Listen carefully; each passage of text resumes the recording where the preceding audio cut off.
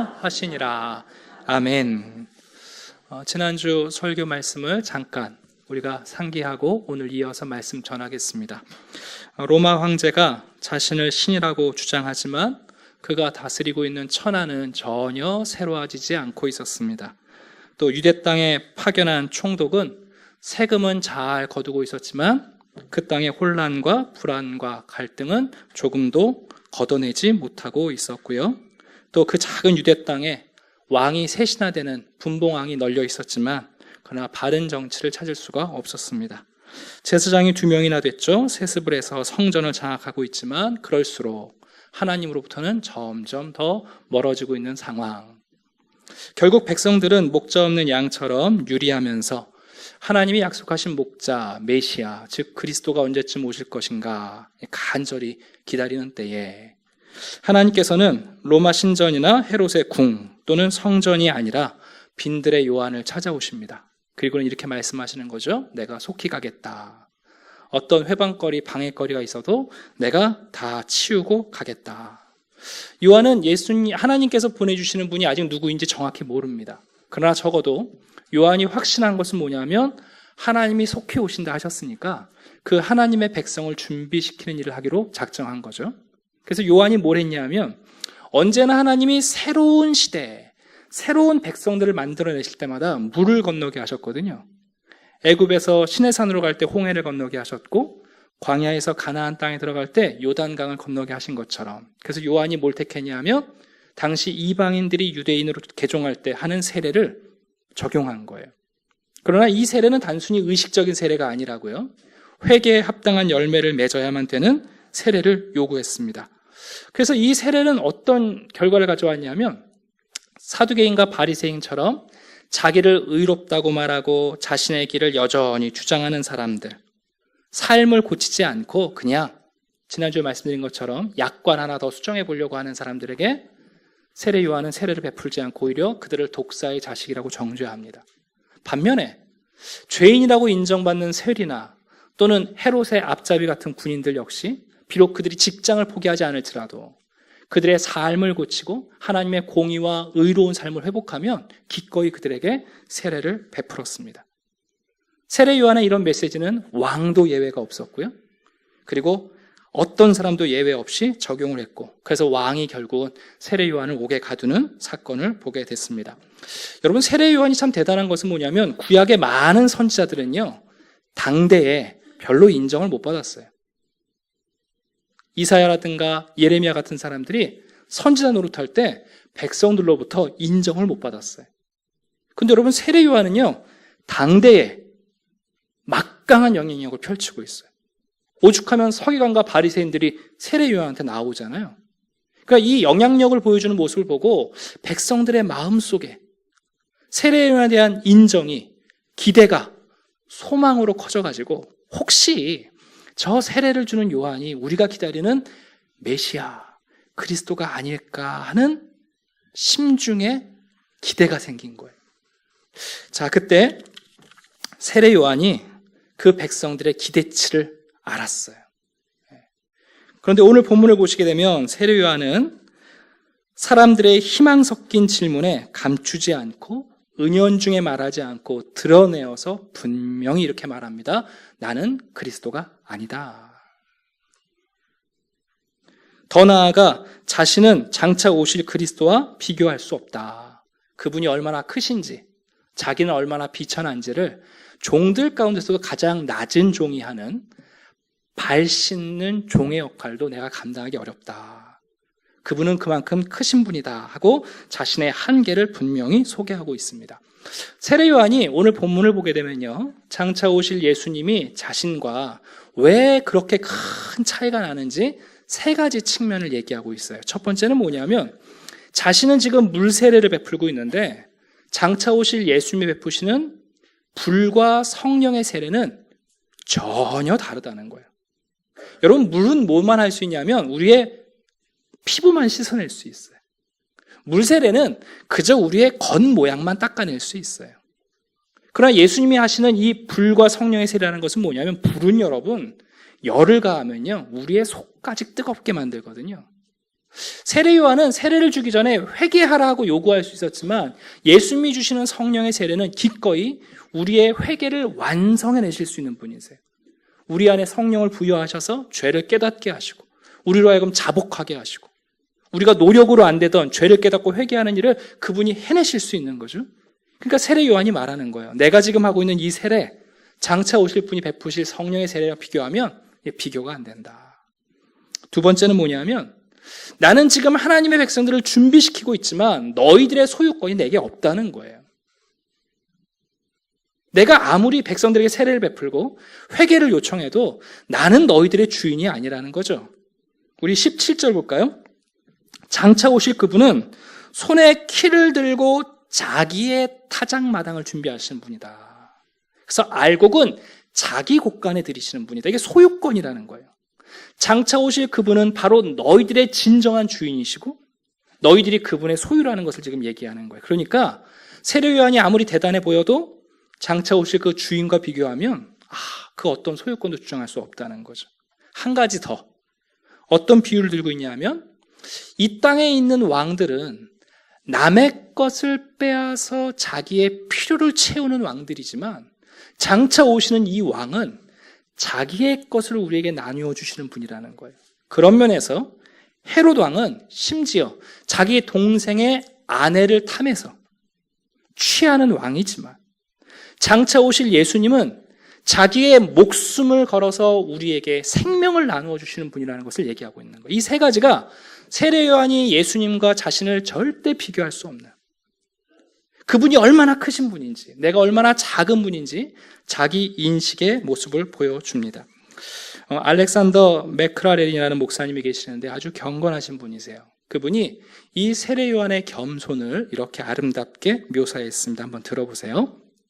비록 세례 요한은 그리스도 예수를 희미하게 알았을지라도 온전히 경배하였습니다. 그는 자신이 주인의 신발끈을 푸는 종이 되기에도 무가치하다고 느꼈습니다.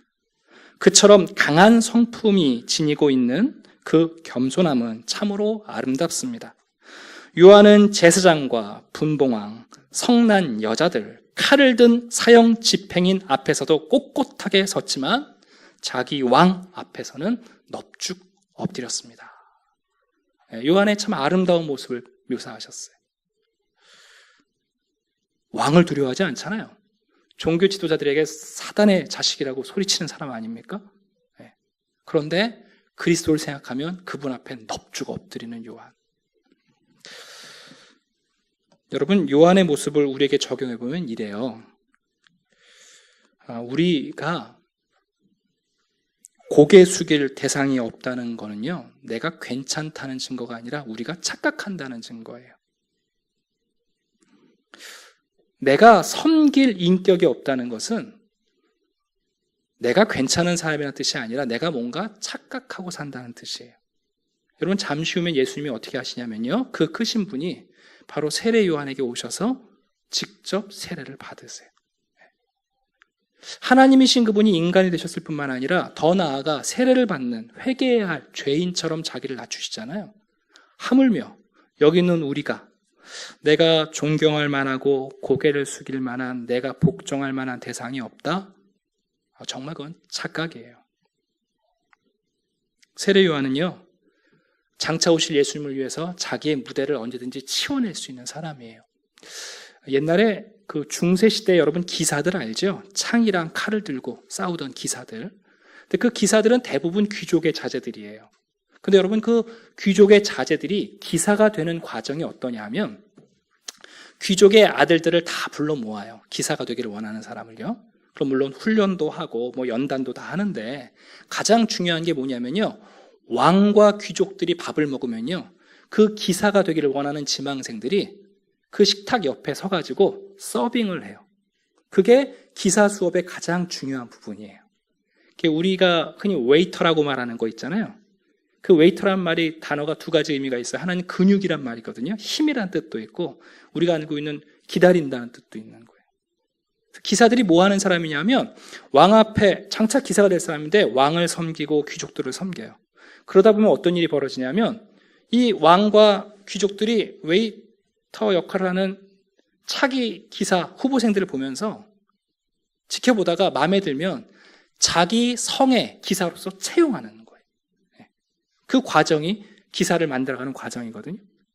여러분, 우리 인생에서 내가 누군가에게 고개 숙일 줄 알고 내가 복종할 수 있는 인격과 성숙한 분을 갖는다는 것은 대단히 중요한 거예요. 제가 이 얘기를 왜 하냐면 좀 이따가 말씀 나누겠습니다만은 여러분, 예수님이야말로 우리 모든 사람이 그분 앞에 고개 숙여야 할 대상이시잖아요. 여러분, 세례 요한이 얼마나 대단한 사람입니까? 우리가 이 세례 요한의 겸손을 보게 될 때 이런 생각을 하게 됩니다. 내가 또 다른 모세가 되어서 백성들을 이끌지라도 여러분, 우리는 참된 선지자가 될 수 없습니다. 심지어 내가 죽은 자를 살릴지라도 자기 스스로 죽으시고 부활하신 그리스도는 아닙니다. 우리가 천사가 될지라도 여러분, 우리가 하나님의 아들이 될 수 없다는 사실을 꼭 기억해야 합니다. 우리의 한계를 알고 하나님을 섬기는 것, 이것이 얼마나 중요한지 우리들에게 가르쳐주고 있습니다. 세례 요한이 예수님을 어떻게 받느냐, 내가 예수님을 어떻게 보느냐, 그것도 중요하지만 더 중요한 게 있습니다. 그건 뭐냐면 하나님이 예수님을 어떻게 보시는가 하는 거예요. 내가 볼 때는 예수님이 크신 분처럼 보이고 내가 볼 때는 예수님이 별거 아닌 것처럼 보이는 게 중요한 게 아니고 하나님이 예수님을 어떻게 보시냐가 훨씬 중요하죠. 이제 오늘 본문을 보시게 되면 예수님께서 세례를 받고 물 위에 올라오실 때에 하늘 문이 열리고 성령이 비둘기 같은 형체로 예수님의 머리 위에 강림하시고 그때 예수님에게 이런 소리, 하나님의 음성을 들려주십니다. 너는 내 사랑하는 아들이라 내가 너를 기뻐하노라. 예수님이 지금 이 말씀을 들으시는 거예요. 이것이 하나님이 생각하시는 예수님이에요.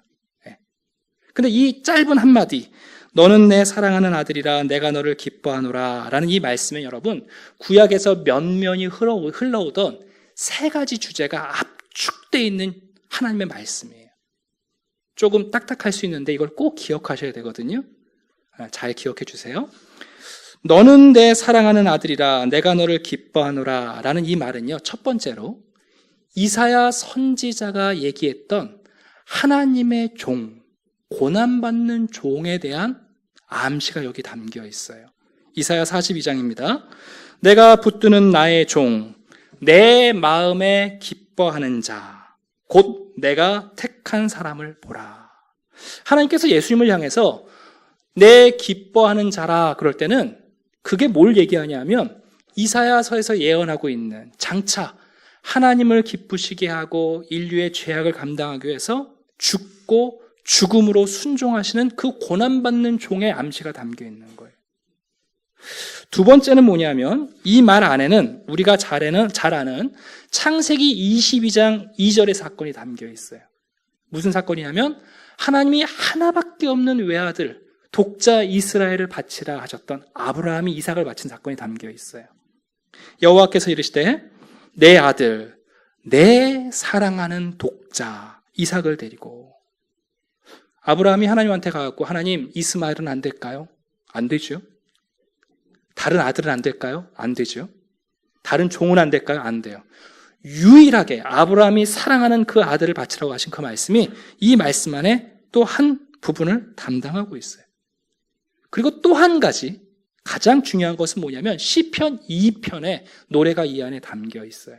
다 볼 수는 없으니까 제가 읽어드릴게요. 시편 2편 7절입니다.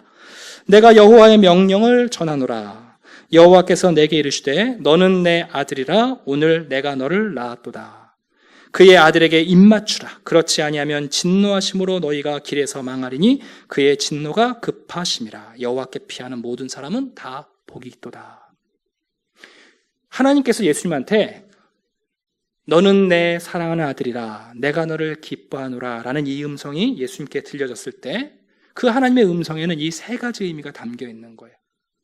이삭이 하나님께 드릴 수밖에 없는 단 한 유일한 아들이 이삭이었던 것처럼 아브라함이 드릴 수밖에 없는 하나님에게 유일한 아들이 바로 예수님이라는 의미가 담겨 있고요. 또 한 가지는 예수님이 장차 어떤 일을 해야 하는가? 이사야가 내 기뻐하는 종, 고난받는 종을 예언했는데 바로 예수님이 걸어가야 할 길이 그 역할이라는 것을 말씀하고 있고요. 또한 이 말씀 속에는 장차 복 있는 사람은 이렇게 시작한 시편이 2편에서 어떻게 끝나냐면 그 아들에게 입맞추라 하고 끝나거든요. 이 예수님이야말로 모든 인류가 입맞추고 충성해야 할 그런 왕이시라는 사실을 이 짧은 한 구절 안에 모두 담고 있는 거예요. 이것을 한마디로 요약하면 예수님은 하나님에게 유일무이한 분이세요. 대처할 수 없는 분이고 유일한 분이세요. 하늘에서 음성으로 예수님에게 지금 이 말씀을 들려주시는 거죠. 우리가 잘 아는 것처럼 예수님이 유일한 바로 그 길이요, 유일한 진리요, 유일한 생명이신 거예요. 그래서 우리가 예수님에게 나아간다는 것은 여러분 그렇고 그런 많은 진리 가운데 한 가지를 더하는 것이 아니에요. 우리 시대에는 다원주의적이고 또 관용의 시대 정신이 있기 때문에 이런 얘기를 하면 많은 충돌과 배척을 가지고 와요. 그러나 적어도 하나님은 예수님을 향해서 유일무이한 내 사랑하는 아들, 내 기뻐하는 자, 내가 약속한 고난받는 종, 그리고 모든 민족이 무릎 꿇어야 할, 입맞춰야 할 충성의 대상이라고 하나님께서 지금 말씀하고 계신 거죠. 히브리서 1장 5절을 보면 이렇게 되어 있습니다. 하나님께서 어느 때에 천사 중 누구에게라도 너는 내 아들이라 오늘 내가 너를 낳았다 하셨으며 또 다시 나는 그에게 아버지가 되고 그는 내게 아들이 되리라 하셨느냐. 성경 어디에서 하나님께서 아무리 거룩한 존재에게라도 내가 너를 낳았다, 너는 내 아들이다, 내 기뻐하는 자다 그렇게 말씀하신 적이 있느냐? 유일하시다, 예수밖에 없다는 거예요. 우리 시대에 여러분들도 잘 아는 이야기를 좀 하면요, 종교 이야기를 할 때 종종 등산의 비유를 많이 들어요. 들어보셨죠? 네. 마하트마 간디라는 분이 이런 얘기를 하셨어요. 여러 종교는 한 지점에서 만나는 여러 길과도 같다. 어차피 모두 같은 목적지에 이를 텐데 다른 길로 간들 무슨 상관인가. 여러분 이 그림과 이미지가 현대인들에게 장악하고 있어요. 그런데 여러분 이 얘기는요 정말 무식한 얘기예요. 이것은 각 종교가 갖고 있는 배경, 역사, 가르침, 전통을 모르고 하는 얘기예요. 사실 정확한 그림은 여러분 산 아래서 산 정상으로 올라가는 등산의 이미지가 아니라 정반대예요. 종교는 뭐와 같냐면요, 사실 모든 종교의 출발이 같아요. 모든 종교는 현재에서 느끼는 혼돈, 결핍, 불의, 그리고 죽음에 대한 결국 우리가 가지고 있는 두려움이라는 문제에서 함께 출발하는 거예요. 무슨 얘기를 드리는 거냐면 종교란 여러분 산 밑에서 정상으로 올라가는 그림이 아니라 정반대예요. 산 꼭대기에서 같은 출발점에서 너는 동으로 갈 거냐 나는 남으로 갈 거냐는 하산의 그림이 정확해요. 모두 다 두려움에서 시작해요. 죽음을 극복하는 두려움, 정의에 대한 요구들. 모든 종교가 그래요. 그런데 어떤 종교는 난 동쪽으로 내려갈 거야, 나는 서쪽으로 내려갈 거야, 나는 남쪽으로 내려갈 거야 하는 거라고요. 그럼 여러분 결국 맞나요? 전혀 달라요, 여러분. 제가 이 말씀을 드린 이유는 뭐냐면 예수 그리스도가 우리의 구주가 되신다는 것을, 그분을 선택한다는 것은 많은 진리 가운데 하나를 선택하는 게 아니에요. 하나님께서 예수님을 향해서 이렇게 분명히 말씀하세요. 내 사랑하는 아들이다. 내가 유일하게 기뻐하는 자다. 그가 나의 고난받는 종이 될 것이고 너희들이 입맞춰야 할 유일한 대상이다. 지금 그 말씀을, 이 세례를 대관식으로 사용하고 계시는 것을 보게 됩니다. 자, 마지막 한 가지를 더 말씀드리려고 합니다. 오늘 본문을 보시면 다른 복음서에 없는 세례받는 장면에 한 사건이 적혀 있어요. 제가 21절 읽어드릴게요. 백성이 다 세례를 받을새 예수도 세례를 받으시고 뭐 할 때? 기도하실 때 하늘 문이 열리고 성령이 임재하시고 하나님의 음성을 들려주신 거예요. 여러분 우리가 오해하기 쉬운 게 뭐냐면 예수님이 그냥 세례받고 나오셔서 하나님이 음성을 들려주신 게 아니라 예수님이 세례받으시는 가운데 하나님을 향하여 기도하실 때 하나님이 응답하셨다는 것을 누가는 적고 있어요. 사실 예수님의 기도에 대한 다양한 측면은요, 우린 전부 다 누가에게 빚져서 듣고 있어요. 누가복음은요, 예수님의 기도로 범벅이 되어 있다고요. 예수님의 세례가 기도라는 골격 속에서 이루어져 있다는 것을 누가는 우리에게 보여주고 싶어 해요. 만일 예수님이 하나님의 사랑하는 아들이심에도 불구하고 자신의 삶의 목적을 추구하면서 하나님과 기도를 통해서 의사소통을 하셨다면 여러분 우리는 더욱더 기도해야 되지 않을까요? 여러분 세례받았다고 자연스럽게 하나님의 음성을 듣고 나의 소명을 발견하고 정체성을 발견하는 게 아니라 이 세례를 받으시는 동안 예수님께서 기도하실 때 하나님께서 이 말씀을 들려주셨고 이것이 예수님의 대관식이 되었거든요. 그래서 기도하지 않는 실패는 마치 대화 없는 결혼 생활과 비슷해요. 기도하지 않는 성도의 삶이란 건 여러분 부모와 자녀 간의 대화가 없는 냉랭한 가정과 비슷한 거죠. 예수님께서 왜 우리에게 쉬지 말고 기도하라고 하셨는가? 그것은 기도가 목적이 아니라 하나님과의 관계의 끈을 놓지 말라는 거죠. 제가 요즘 이런 생각을 했는데 우리의 기도가 비트코인만 못한 것 같아요.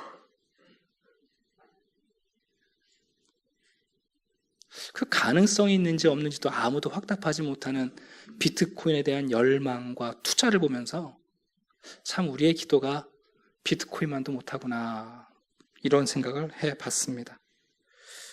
여러분 하나님이 가장 기뻐하는 사람이 어떤 사람이냐면 기도하는 사람이에요. 기도야말로 하나님을 기쁘시게 할 수 있고 하나님은 기도하는 사람에게 찾아오세요. 그래서 기도하는 사람이 하나님이 기도하는 사람에게 나아갈 때 걸림돌이 있으면 그걸 제거해 주신다고요. 왜? 자신이 기뻐하는 사람을 만나기 위해서 다가가시기 위해서 우리의 인생의 걸림돌을 그래서 제거해 주시는 거예요. 재미있는 이야기를 하나 해드리려고 해요. 여러분이 기억하시기 좋도록. 제가 이제 대학 다닐 때 저희 선배님 중에 레크레이션 1급 자격증을 가지신 분이 계셨어요. 그분이 사회를 보시면 얼마나 사회를 잘 보시는지, 얼마나 재미있게 사회를 보시는지. 그래서 제가 굉장히 소극적인 사람이었거든요. 그래서 형한테 제가 그랬죠. 형 어떻게 하면 그렇게 사회를 잘 보고 어떻게 이렇게 이끌 수 있어요? 그랬더니 형이 그러더라고요. 몇 가지 팁을 좀 배워둬야 된다. 사람들의 관심을 끌 수 있는. 뭘 하면 돼요? 그랬더니 첫 번째 과제가 뭐냐면 산토끼 노래를 적어도 거꾸로 부를 줄 알아야 한다. 그러시더라고요. 부를 줄 아십니까? 그래서 제가 열심히 연습해서 기토산 산기토를 뛰어나는 거 총캉총캉 서민을 뛰어나는 거 딱 외웠어요. 그랬더니 이제 형이 다음은 조금 더 어렵다. 보통 그 정도는 누구나 할 수 있기 때문에 아무도 할 수 없는, 범접할 수 없는 걸 한 가지 해야 한다. 그게 뭐냐면 맛동산 노래를 거꾸로 불러야 한다. 맛동산 노래 아십니까? 맛동산 먹고 즐거운 파티, 그죠? 네. 제가 외웠을까 안 외웠을까요? 외웠습니다. 산똥 맞고 먹은 것을 티파, 산똥 맞고 먹은 것을 티파, 아조이맛 산똥맛, 태해 산똥맛. 네, 맞건이 마지막이거든요. 외웠어요. 제가 왜 이렇게 얘기하시는지 우스우신데 여러분 기억하시라고 제가 억지로 일을 하는 거예요. 여러분 예수님의 생애는 맛동산 같아요. 예수님의 삶은요, 맛동산이라는 과자에 땅콩이 범벅이 되어 있는 것처럼 예수님의 생애는 기도로 범벅이 되어 있어요. 누가는요, 누가복음을 기록하면서 예수님의 생애를요, 기도로 범벅을 칠해놔요. 마치 우리가 과자를 먹고 나면 봉투에 땅콩이 수북이 남는 것처럼 우리의 인생이 이 예수 그리스도를 바라보면서 그분의 세례를 바라보고 그분이 세례를 받으시면서 사역을 시작하시고 그 십자가를 걸어가시는 모든 과정을 지켜보면서 우리의 인생에 이 기도로 범벅되지 않으면 시작조차 할 수 없다는 것을 우리에게 마치 알려주고 있는 거예요. 아조이마 산똥마 태해 산똥마 제가 한 이유는 여러분들이 인생을 마쳤을 때 여러분의 뒷 언저리에 제발 기도의 부스러기가 남기를 원하는 거예요. 여러분의 자녀들은요, 여러분을 어떻게 기억할까요? 우리 아버지 건강만 생각하는 분이셨어. 우리 아버지 주색을 쫓아 사셨지. 우리 아버지는 자기밖에 몰랐어. 여러분을 누군가가 기억할 때 떠나신 뒷자리에 그분이 남겨놓은 뒤범벅된 기도를 기억할 수 있는 것, 그건 너무 귀한 일이에요. 말씀을 마치려고 합니다. 예수님은 세례 요한에게 어떤 분이셨는가 하는 것은 사람에게 예수님이 어떤 분이신가 하는 질문이에요. 여러분, 사람에게도 고개 숙일 줄 모르는 사람들이 예수님에 대해서 평가하는 말에 귀 기울이지 마세요. 한번 잘 생각해 보시겠어요? 자기밖에 모르는 아나무인인 사람들이 예수님을 향해서 야, 그 사람이 뭐 이렇게 얘기하는 그 말에 왜 귀를 기울이십니까? 적어도 우리가 누구에게 귀를 기울여냐면 누군가를 존중하고 누군가에게 복종할 줄 아는 사람의 평가에 귀를 기울이는 게 지혜예요. 세례 요한처럼 왕을 무서워하지 않던 그가 자기 왕이신 예수님께 고개를 넙죽 숙이잖아요. 여러분, 예수님이 우리에게 어떤 분이신가? 매우 중요한 질문이에요. 그리고 그분을 어떻게 대할 것인가? 매우 중요해요. 더 중요한 건 뭐냐면 우리가 예수님을 어떻게 생각하느냐, 그거보다 더 중요한 게 있어요. 하나님이 예수님을 어떻게 생각하시냐예요. 하나님께서 예수님을 향해서 내 사랑하는 아들, 내 기뻐하는 자, 유일무이한 독특한 유일한 아들이라고 하나님이 선언하시잖아요. 하나님이 예수님을 이렇게 말씀하셨어요. 그 누구도, 그 어떤 천사도 이렇게 말씀하신 적이 없어요. 그래서 우리는 서로 다른 자리에서 정상으로 올라가서 만나는 사람들은 아니에요. 우리는 다 똑같은 두려움의 인생의 무게 가지고 살아가요. 그때 예수를 선택하는 사람은 남으로 내려가는 거고요. 다른 걸 선택하는 사람은 북으로 내려가는 거예요. 어떻게 여러분 같이 만난다고 하세요? 그건 정말 무식한 얘기예요. 각 종교인들은 절대 거기에 동의하지 않아요. 종교 없는 사람들이 하는 말이지. 마지막 한 가지, 예수님의 삶의 출발점에, 그 예수님의 대관식에 그분의 기도가 중심에 있다는 것을 보여줍니다. 기도하지 않으면 우리는 하나님을 기쁘시게 할 수 없고, 기도하지 않으면 우리는 하나님 앞에서 우리에 대한 확신을 갖기가 어렵습니다. 제가 우리 교육자들한테 어제 그런 얘기를 했습니다. 우리 시대에는 교육자들하고 성도하고 별 차이가 없다. 다른 것 갖고 권위를 내세울 수가 없다. 교육, 성도님들 더 많이 받으셨어요. 박사들, 성도님들 많으세요.